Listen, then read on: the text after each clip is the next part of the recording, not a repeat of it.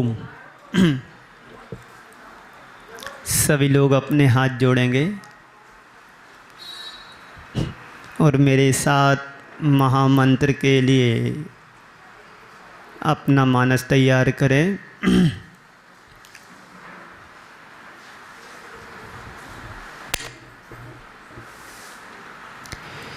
रामो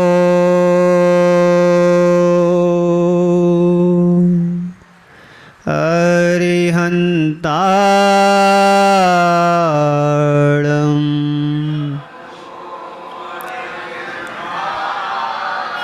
एडवो सिद्धाणं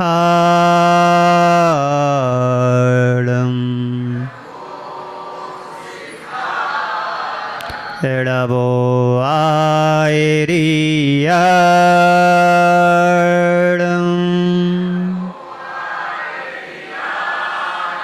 एडवो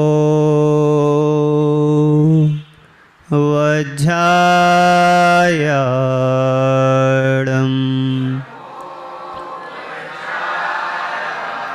एडवोलो ये सब साहुणं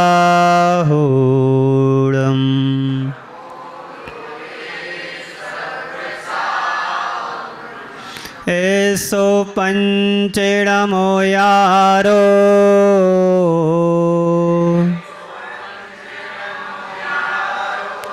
सब पाप प्रणाशनो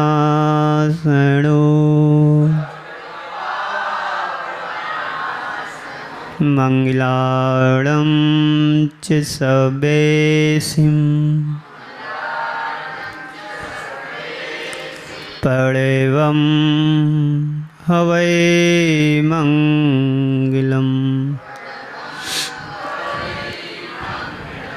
पंच परमेष्टि भगवान की, अहिंसा परमो धर्म की, देवादिदेव 1008 श्री चंद प्रभु भगवान की, कुंडलपुर के बड़े बाबा की, परम पूज्य आचार्य गुरुवर श्री विद्यासागर जी महाराज की, परम पूज्य मुनि श्री समता सागर जी महाराज की नमोस्तु।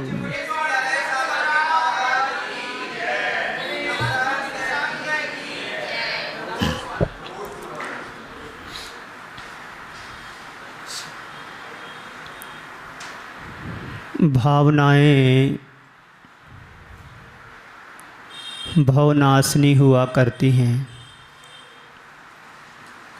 जिसमें शुभ भावना हो तो सभी का हित निहित होता है, और उन भावनाओं में तीर्थंकरत्व जैसी पुण्य प्रकृति का आश्रय कराने वाली भावना हो तो फिर कहना ही क्या। जैसे कहा जाता है सोने में सुहाग, यदि ऐसी भावना हम सबके अंदर होती है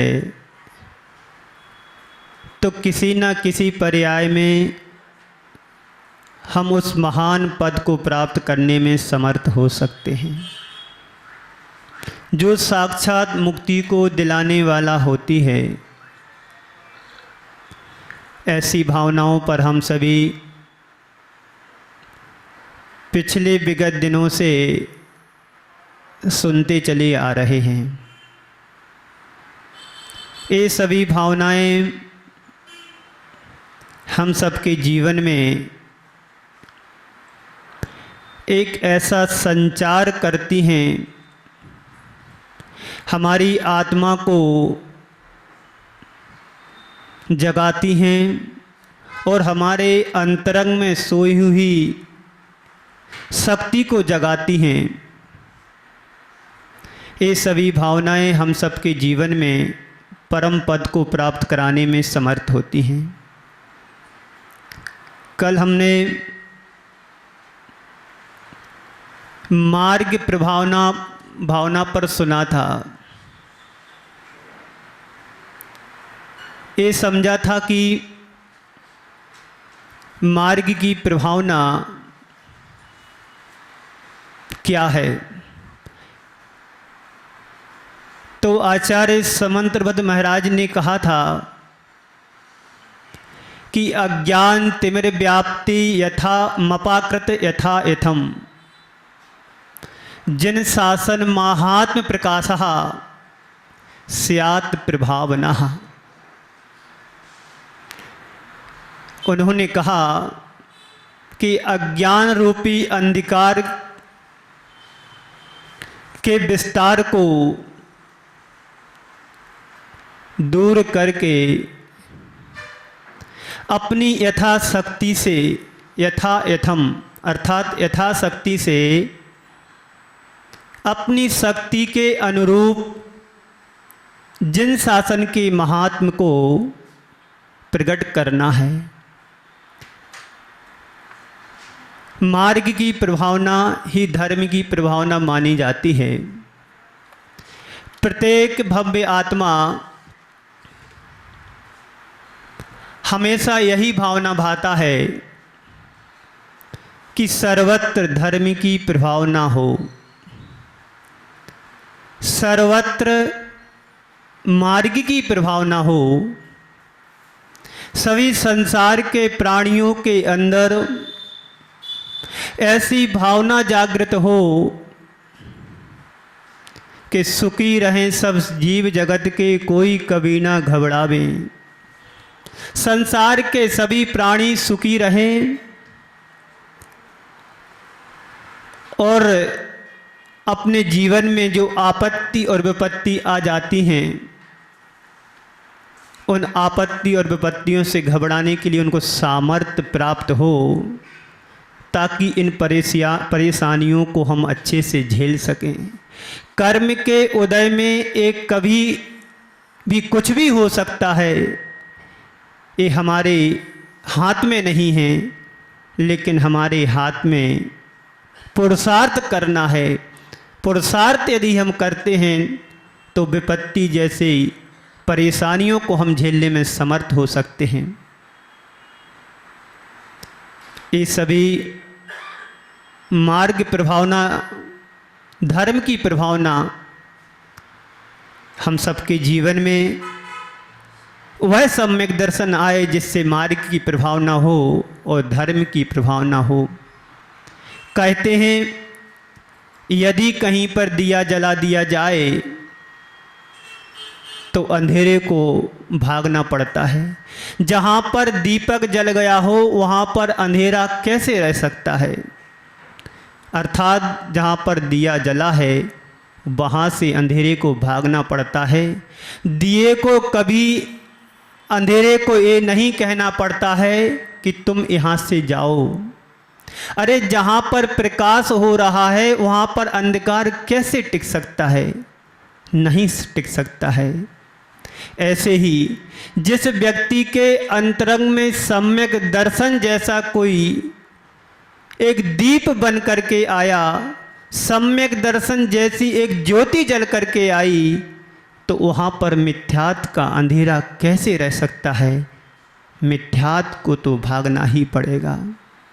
ऐसे ही मार्ग की प्रभावना यदि होना है, करना है, तो सम्यक दर्शन की भूमिका में हमें उतरना पड़ेगा।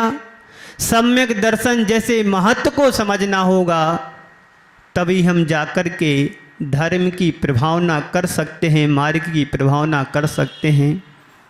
16 कारण भावनाओं को भाने वाला भव्य आत्मा, भव्य प्राणी, सम्यक दृष्टि जीव, वो तो यही भावना भाता है कि दीन दुखी जीवों पर मेरे ओर से करुणा स्रोत बहे।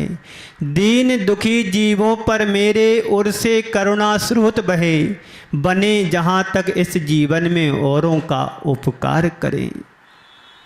इस जीवन में यदि हम कुछ नहीं कर सकते, लेकिन इतनी तो भावना भाना चाहिए कि संसार में जो दीन दुखी हैं, जो असहाय हैं, जो पीड़ा से कराए रहे हैं, जो दुख से दुखी हो रहे हैं, ऐसे जीवों के प्रति यदि हम अंदर भावना भाते हैं कि सभी जीव सुखी रहें, दुख ना हो। यदि कर्म के उदय से यदि दुख आता भी है तो उन दुखी प्राणियों के जीवन में इतनी सामर्थ्य आ जाए कि वो अपने दुख को सहन कर सके।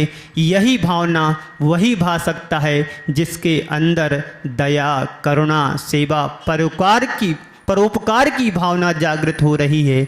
वही व्यक्ति सम्यक दर्शन जैसे गुण से संपन्न होता है।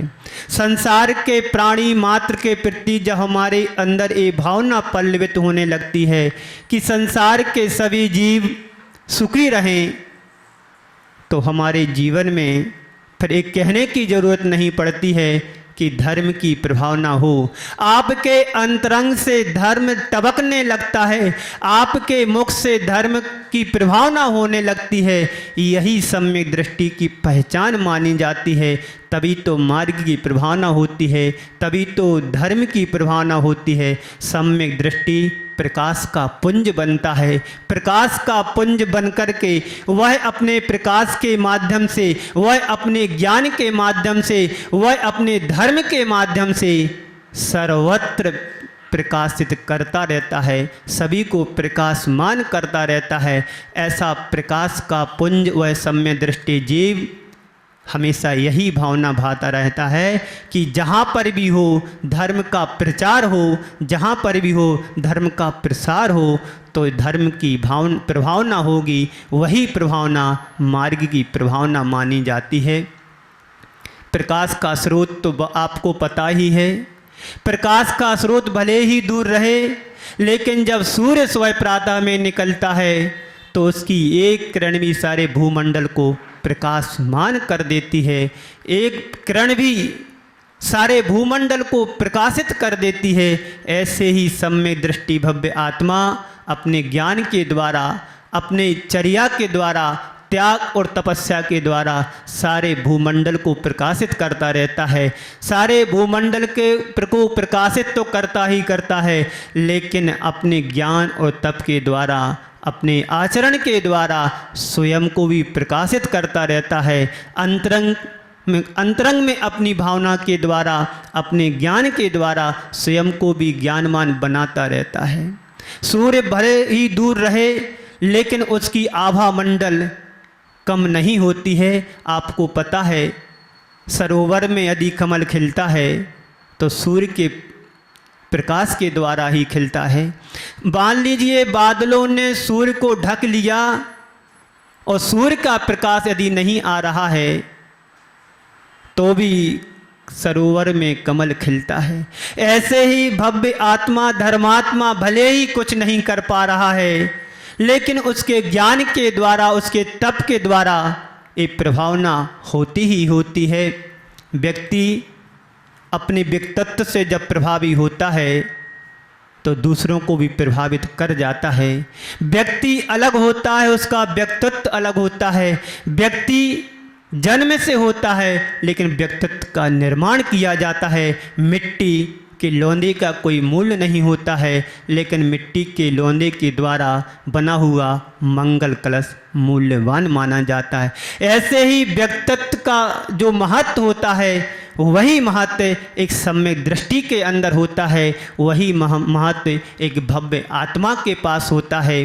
तभी तो तीर्थंकर जैसी पुण्य प्रकृति के आश्रय करने में हम अपने अंदर सामर्थ्य को प्रकट कर पाते हैं। ऐसे तीर्थंकर जैसी प्रकृति को बंद करने के लिए, पुण्य प्रकृति को बंद करने के लिए हम अपने जीवन में भाव भवांतरों में जाकर के भटकते तो रहते हैं, लेकिन कभी कुछ ऐसा योग और निमित्त मिलता है तो हम तीर्थंकर जैसी प्रकृति का आश्रय करने में समर्थ हो जाते हैं। ये तभी होता है जब हमारी आत्मा जागृत हो। यह तभी होता है जब हमारे अंतरंग में धर्म का अनुकरण हो। यह तभी होता है जब हमारे अंदर सम्यक दर्शन हो। यह तभी होता है जब हम प्राणी मात्र के प्रति सद्भावना रखेंगे। यह तभी होता है जब हम प्राणी मात्र के प्रति दया और करुणा का भाव रखें, सेवा का भाव रखें। सेवा का भाव रखेंगे तो हमारे अंतरंग में सम्यक दर्शन का पल्लवन होता रहेगा। और सेवा दया के भाव नहीं आएंगे तो आप बाहर के देखने के लिए मूर्ति के स्वरूप में भले दिखाई देते रहेंगे, लेकिन वह सेवा भाव हमारे अंतरंग में होना चाहिए, जो हम दूसरों की सेवा करके सुख को प्राप्त कर सके। अरे सम्य दृष्टि तो वह माना जाता है जो दूसरों की पीड़ा को शांत करता है। किसी ने कहा कि आप इतनी सेवा करते रहते हो, परोपकार करते रहते हो, तो सामने वाले ने कहा मैं किसी का परोपकार सेवा नहीं करता हूँ, मैं तो पर की पीड़ा को देख करके अपनी पीड़ा को शांत करने का उपाय ढूंढता हूँ, और दूसरों की जब तक पीड़ा को शांत नहीं करूँगा तब तक हमारी पीड़ा भी शांत नहीं होती है। एक धर्मात्मा के अंदर की भावना होती है, एक धर्मात्मा के अंदर के विचार होते हैं, एक धर्मात्मा के अंदर की सद्भावना होती है। बंधुओं, सुगंधी वहीं पर फैलती है जहाँ पर पुष्प होते हैं, और सुगंधी वहीं फैलती जहाँ पर पुष्प होते हैं, और भौरे भी वहीं पर मंडराते जहाँ पर सुगंधी होती है। लेकिन सुगंधित फूलों पर भंवरते हुए भौरों को देख करके लोगों के मन में मलिनता आ जाती है। सुगंधी को देख करके भौरों के अंदर एक शक्ति आ जाती है कि वास्तव में जहाँ पर सुगंधी है वहीं पर भौरे रहते हैं, हमें अपने जीवन में भी कुछ ऐसा करना चाहिए। लेकिन गंधहीन फूलों को देख करके हमें ये नहीं सोचना चाहिए कि हम अपने जीवन में कुछ नहीं कर सकते हैं।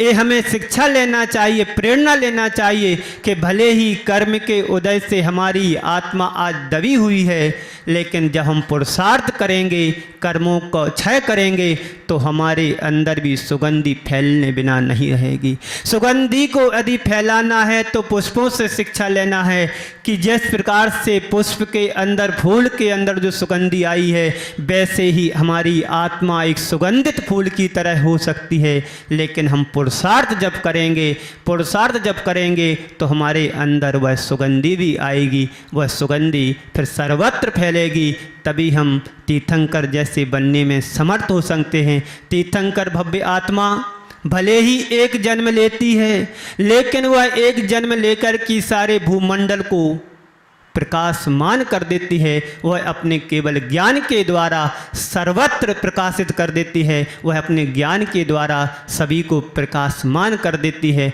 ऐसा केवल ज्ञान जो तीर्थंकर प्रकृति को लेकर के जो ज्ञान, केवल ज्ञान उत्पन्न होता है, वह केवल ज्ञान अपने लिए ही नहीं होता है, पूरे जगत के प्राणियों के ज्ञान को दर्शन कराने के लिए होता है।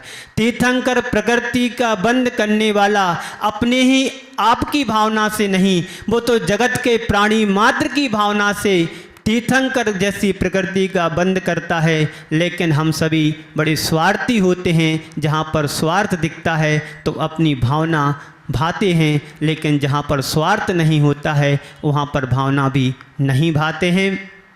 हम भला किसी का कर न सकें, भला किसी का कर न सको तो बुरा किसी का मत करना, ऐसी भावना से जो भरपूर होता है वही भावना भाने वाला है संसार के प्राणी मात्र के प्रति भाव कर सकता है कि संसार के सभी प्राणी सुखी रहें। आचार्य अमृतचंद चंद जी ने पुरुषार्थ सिद्धि उपाय में कहा है, आप्त प्रभाव नियो रत्नात्रय तेजसा सततमेव दान तपोजन पूजा विद्याति यश्च जिन धर्म। आत्म प्रभाव नियो अर्थात यदि तुम आत्मा की प्रभाव न करना चाहते हो तो अपने रत्नात्रय के तेज से अपनी आत्मा को प्रभावी बनाना चाहिए। रत्नात्रय के तेज से दान और पूजा के द्वारा प्रभावना करनी चाहिए। वही प्रभावना मार्ग की प्रभावना मानी जाती है। जिस व्यक्ति का तप, त्याग, संयम, ये सारी चीज़ें उत्कृष्टता को लेकर के होती हैं, वही व्यक्ति आगे बढ़ने में समर्थ हो सकता है। दान धन का यदि हम अर्जन करते हैं, सदुपयोग करना चाहिए। ज़रूरतमंद के लिए अपने द्रव्य का सदुपयोग करना चाहिए। जहाँ पर जैसी आवश्यकता हो तो दान देने से कभी पीछे नहीं हटना। यथाशक्ति दान देने की अनुमति आचार्यों ने दी है। यह भी एक धर्म की प्रभावना का अंग है। धर्म की प्रभावना, मार्गिक प्रभावना इससे भी होती है, क्योंकि दान यदि हम नहीं देंगे तो मंदिर का निर्माण नहीं होगा, दान नहीं देंगे तो धर्मशाला का निर्माण नहीं होगा, और दान नहीं देंगे तो तीर्थों की रक्षा भी नहीं होगी। इन सभी चीज़ों में दान भी अपना एक महत्व स्थान रखता है, महत्वपूर्ण स्थान रखता है। दान देने से भी धर्म की प्रभावना होती है, त्यागी तपस्वियों का संरक्षण भी होता है, क्योंकि यदि मंदिर चैत्यालय यदि हम निर्माण नहीं करेंगे, उपाश्रम आदि का निर्माण नहीं करेंगे, तो हम धर्म की प्रभावना करने वाले साधक को कहाँ पर रोक सकेंगे। यदि सुधा सागर जी महाराज यहाँ पर 2004 का चातुर्मास नहीं किए होते तो ये तुम्हारा इतना बड़ा महल आज दिखाई भी नहीं देता। आप सभी ने बढ़ चढ़ करके साथ दिया, सहयोग दिया, द्रव्य का त्याग किया, तभी तो ये महल तुम्हें दिखाई दे रहा है। महल दिखाई जरूर दे रहा है, लेकिन इस महल को बनाने में कितने लोगों ने सहयोग किया होगा। यही तो धर्म की प्रभावना है, यही तो मार्ग की प्रभावना है। द्रव्य का त्याग किया, ये महल बन गया, धर्मशाला बन गई। इसमें साधु संत आकर के साधना करते हैं, उपासना करते हैं, तो धर्म की प्रभावना होती है। प्रवचन भी आप लोग यहाँ करा रहे, यह भी एक धर्म की प्रभावना है। ये साधन नहीं होता तो कहाँ से धर्म की प्रभावना होती। मंदिर नहीं होता पार्ले पॉइंट में तो धर्म की प्रभावना कहाँ होती। वैसे तो लोग कम आते हैं, और मंदिर नहीं होता तो और भी नहीं आते। क्यों? क्योंकि साधन नहीं है, निमित्त नहीं है। धर्म के क्षेत्र में जब कभी तुम्हें ऐसा मौका आए, अवसर आए, तो कभी दान देने से पीछे मत हटना, क्योंकि तुम्हारा एक पाई का भी दान ना जाने कौन से पुण्य को संचय कराने में तुम्हें सहयोगी बनेगा। एक किसी भी प्रकार का दिया हुआ दान तुम्हें भव भवांतर में हमें शक्ति प्रदान करता है, पुण्य का संचय कराता है। दान, तप, जिन पूजा, तप आदि भी करना हमारे लिए बहुत आवश्यक है। जिनेंद्र भगवान की पूजन करना, तप करना, स्वाध्याय करना, ये सारी चीज़ें जिन धर्म की प्रभावना के लिए कारण बनते हैं। जिनेंद्र भगवान की पूजा, तप आदि हम सबके लिए जिन धर्म की प्रभावना में कारण हैं। आचार्य श्री कहते हैं कि अपनी यथाशक्ति से ये सारी चीज़ें करना चाहिए। इन चीज़ों को अपना करके धर्म की प्रभावना होती है। आचार्य कुंद देव ने कहा है कि आद हिदम का दब्बम जम सक्कई पर हिदम चा का दब्बम, आद हिदम पर हिदादो आद हिदम सुष्टु का दब्बम।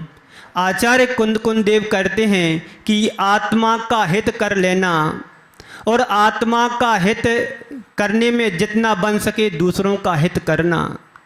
सबसे पहले अपनी आत्मा का हित करना है, बन सके तो दूसरों का हित करना। लेकिन जब कभी भी चुनाव आए अपने हित और पर के हित का करने के बीच में, तो सबसे पहले अपनी आत्मा का हित करना। यदि जो अपनी आत्मा का हित नहीं कर सकता है तो दूसरों का हित कभी वह नहीं कर सकता है। इसलिए अपना हित करने वाला ही दूसरों का हित कर सकता है। अपना भला करने वाला ही दूसरों के भले की बात सोच सकता है।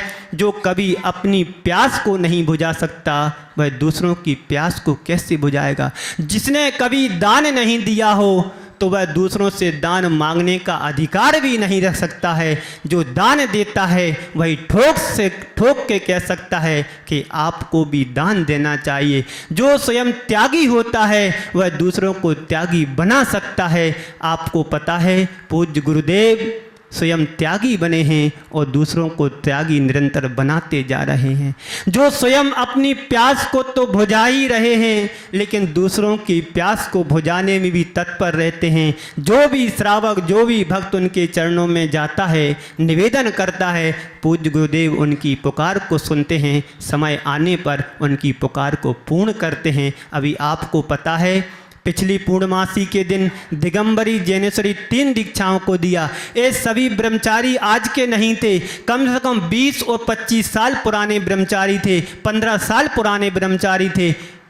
आचार्य श्री ने उनकी प्यास को समझा, जैसे उनको अपनी प्यास का पता था कि हमें भी एक प्यास लगी हुई थी, वह प्यास कर्नाटक में लगी हुई थी, लेकिन रेगिस्तान के रेतीली भूमि में उन्होंने अपनी प्यास को पूर्ण किया। वही जानता है प्यासे की प्यास कैसे होती है, तभी तो उन्होंने दीक्षा दे करके दूसरों की प्यास को पूर्ण किया।